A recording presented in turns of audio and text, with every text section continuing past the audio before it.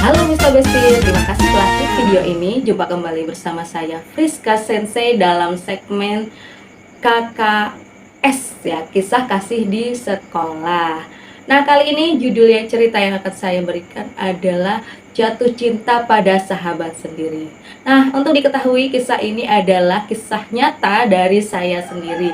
Kisah ini diambil ketika saya masih duduk di bangku SMA.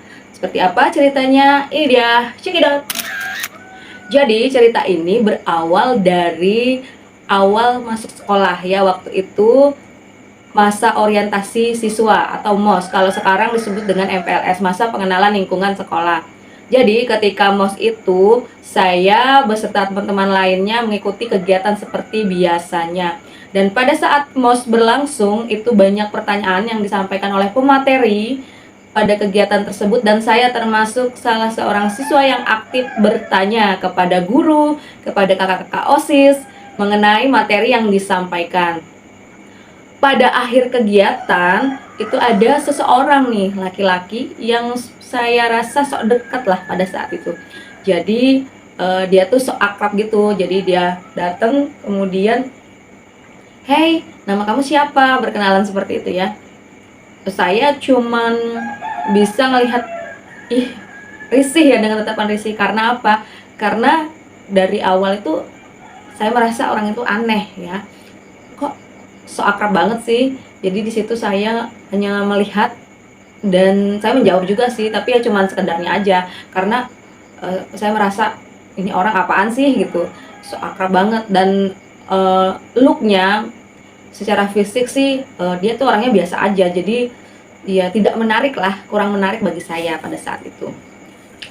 Nah, seiring berjalannya waktu ternyata kami satu kelas nih, dan semakin dipepet lah saya. Dia sok akrab dan dia sok dekat dengan saya, jadi lama-lama kita akhirnya akrab juga.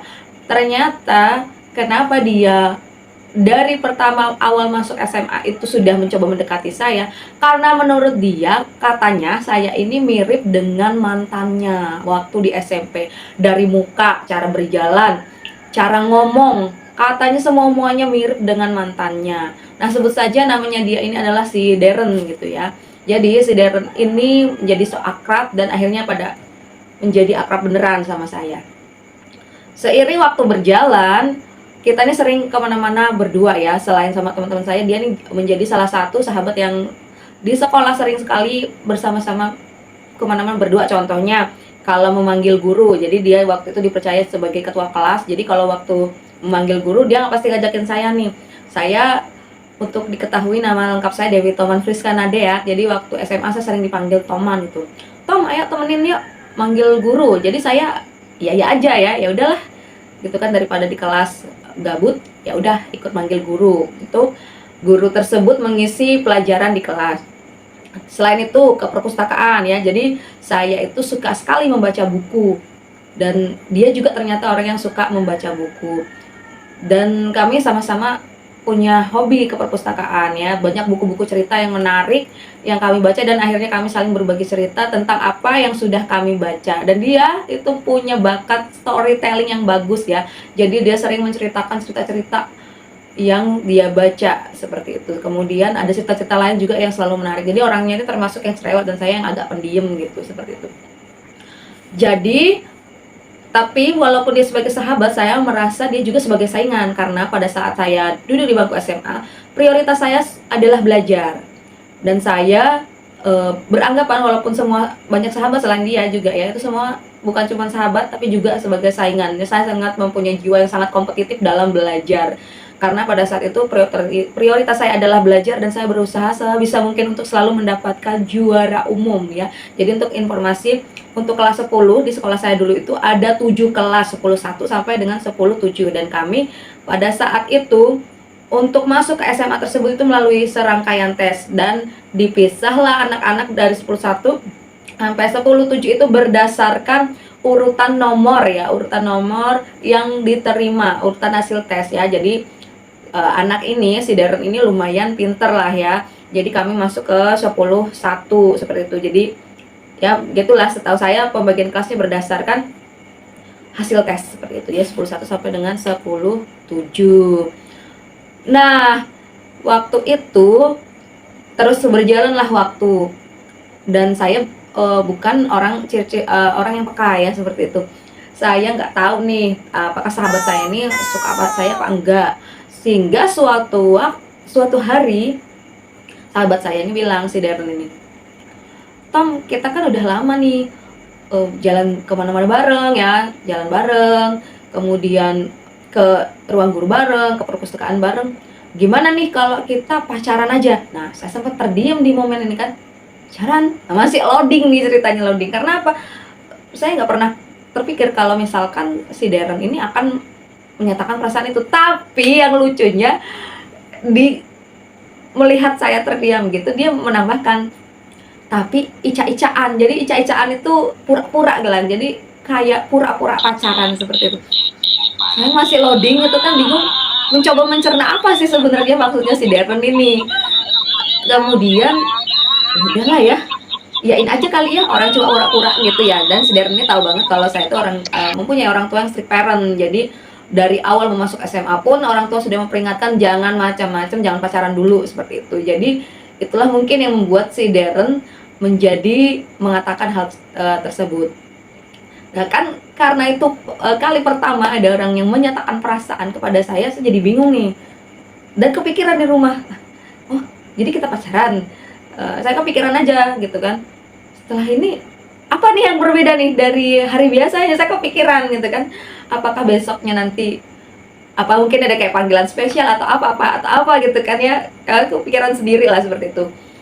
Tapi keesokan harinya ya dia seperti biasa aja, manggilnya nama tetap Tom, nggak ada ya panggilan spesial. Cuman ya memang ya dia ya seperti biasa ya, tetap akrab, kemudian tetap juga ya pokoknya aktivitas kami seperti biasa, pergi ke perpustakaan bareng, sering ngirim SMS bareng. SMS ya, dulu itu belum ada HP Android kayak sekarang ini, jadi masih kirim pesan HP itu masih yang HP jadul itu loh, yang belum ada kameranya, belum ada WA, WhatsApp, bahkan belum ada BBM sih dulu itu yang waktu zaman SMA. Jadi sedih ceritanya nggak ada tuh yang berbeda setelah jadian itu. Nah, hingga suatu hari si Darren ini bilang nih, tiba-tiba pada suatu percakapan ketika ngobrol bareng sahabat-sahabatku yang lain, dia nyeplos gini, Toman kan mantan saya. Ya, saya kan bingung tuh pada saat itu, mantan? Kapan kita putusnya? Ya karena si Darren sendiri nggak pernah mengatakan, Tom kita putus aja ya, atau mengirim SMS atau semacam itu, nggak ada. Tiba-tiba aja dia bilang kalau saya mantan dia seperti itu. Ya udahlah ya, ya tak pikir ya udahlah, toh selama ini dia biasa aja. Kemudian suatu hari Darren ini nggak masuk sekolah ya. Di situ saya merasa, ih kok ada yang aneh hari ini ya, kenapa ada yang kurang, ada yang kurang lengkap ya. Dan saya melihat bangkunya Darren, kok saya kangen sama Darren. Nggak mungkin lah, mungkin cuma perasaan saya aja, saya pikir seperti itu. Sehingga suatu hari Darren menyampaikan kalau dia menyukai seseorang dan juga ternyata perempuan ini adalah sahabatnya sendiri, sebut saja namanya Nina ya. Suatu hari si Darren ini minta tolong nih, Tom tolong dong fotoin Nina, karena saking sukanya mungkin si Darren sama si Nina. Di situ saya merasa risih di situ. Apaan sih, kalau mau foto ya foto aja sendiri, kenapa harus saya, begitu kan pikir saya. Intinya saya merasa tidak suka dengan Darren yang menyebut-nyebut nama daripada si Nina tersebut. Terus tidak hanya berhenti di situ saja, ternyata kecemburuan saya itu berlangsung lama ya. Saking penasarannya, saya tanya lah sama si Nina, sebenarnya bagaimana sih perasaan dia terhadap Darren. Dan si Nina bilang ya dia cuma menganggap si Darren ini sebagai sahabat. Entah kenapa saya di situ merasa sangat lega dengan pengakuan daripada si Nina. Hingga suatu hari akhirnya si Nina ini pun dikatakan mempunyai pacar. Disitulah Darren patah hati, dan saya pun berusaha dengan sahabat-sahabat lainnya untuk menghibur si Darren ini. Tapi si Darren sendiri berusaha untuk menutupi perasaan sedihnya. Dia berusaha tetap ceria seperti biasa, banyak cerita, banyak omong, dan berusaha mengalihkan pembicaraan ketika kami berusaha menanyakan tentang si Nina ini.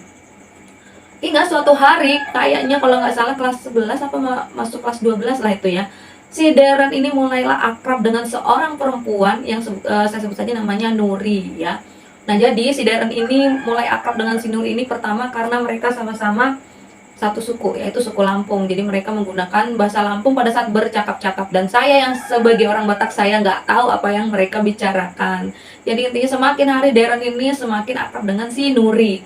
Disitulah saya mulai merasa kehilangan, karena apa, biasanya Darren kemana-mana selalu bersama saya, tapi kali ini si Darren sangat akrab dengan si Nuri. Darren pernah ngajak saya, ayo ngobrol bareng, tapi di situ saya merasa tidak nyaman. Jadi saya berusaha untuk menjauhkan diri dari si Darren dan si Nuri.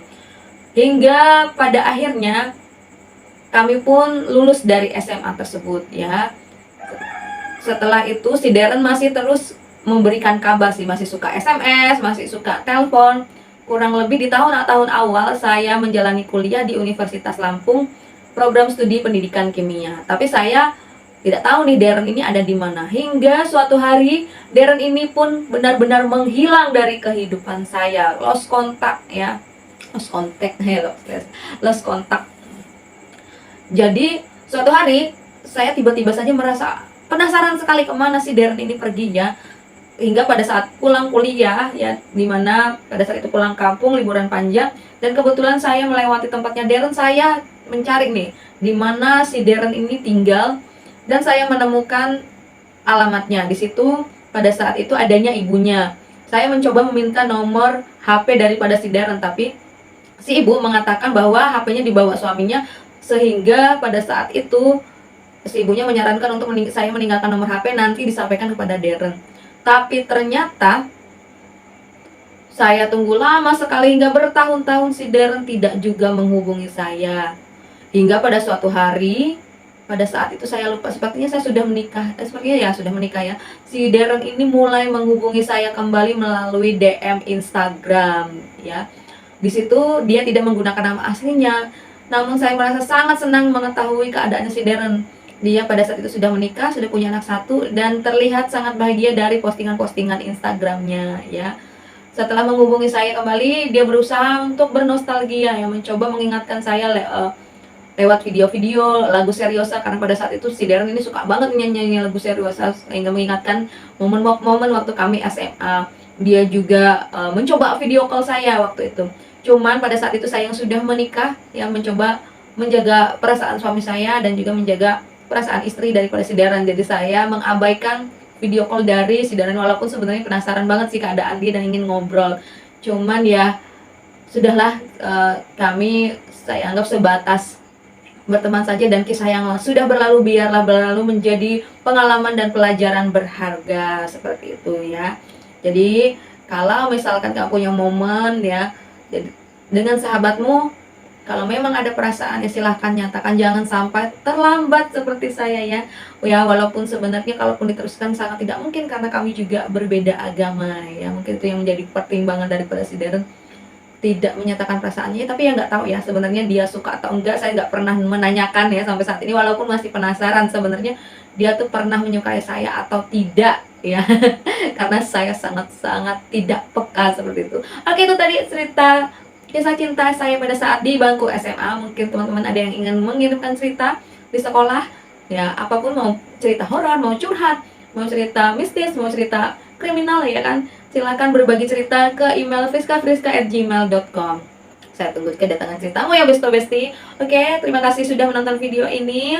Semoga bermanfaat bagi kita semua. Jika berkenan bisa subscribe dan juga klik like di video ini. Terima kasih. Semoga kita semua sehat semua selalu, dan sampai jumpa di video selanjutnya. Bye bye.